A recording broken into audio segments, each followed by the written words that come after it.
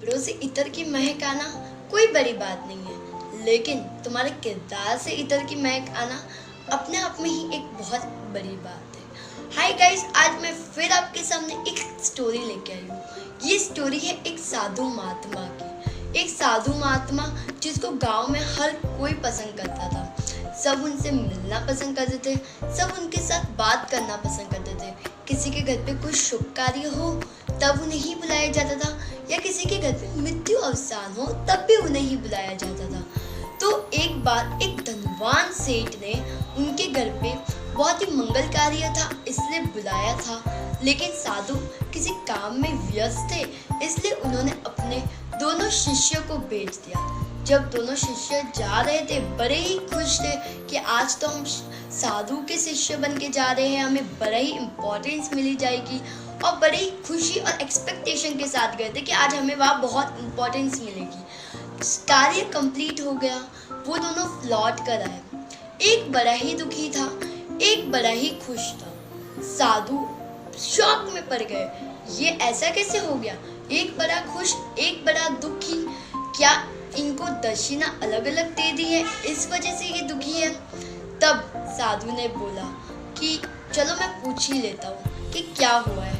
तब उन्होंने पूछा, तब उन्होंने शिष्य बोले, जो दुखी शिष्य था उससे पहले पूछा गया कि भाई तुम इतना दुखी क्यों हो?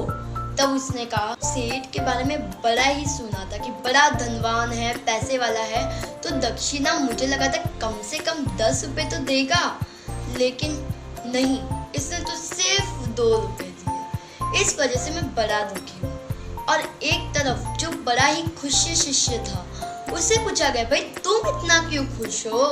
तो उसने कहा कि मुझे पता था कि जो है व्यक्ति जिसके पास बड़ा पैसा होता है उसका दिल बड़ा छोटा होता है, इसलिए मुझे पता था कि 50 पैसे से ज़्यादा 1 रुपया नहीं देगा, लेकिन फिर भी इसने पूरे 2 रुपये दिए। इससे बड़ी खुशी की बात क्या हो सकती है?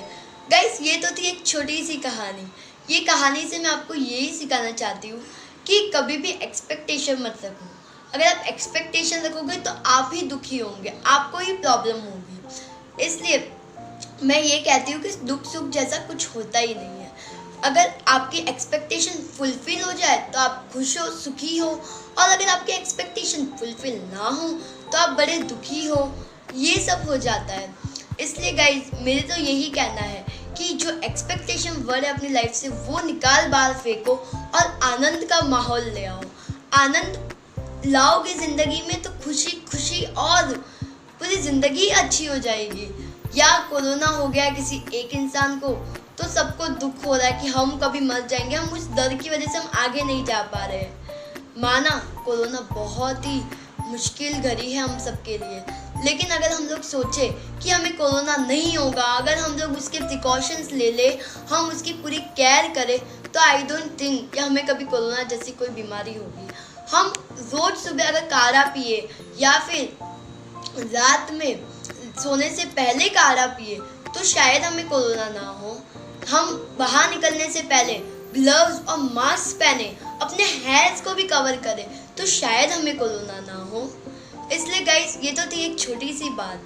आप अपनी खुद की सेफ्टी जानते हो। स्टे होम, स्टे सेफ, यही मेरी दुआएं हैं। कल मैं फिर आऊँगी आपके साथ एक स्टोरी लेकर। तब तक के लिए जाने से पहले सिर्फ एक छोटी सी बात, कर दिखाओ कुछ ऐसा जो दुनिया करना चाहे तुम्हारे जैसा।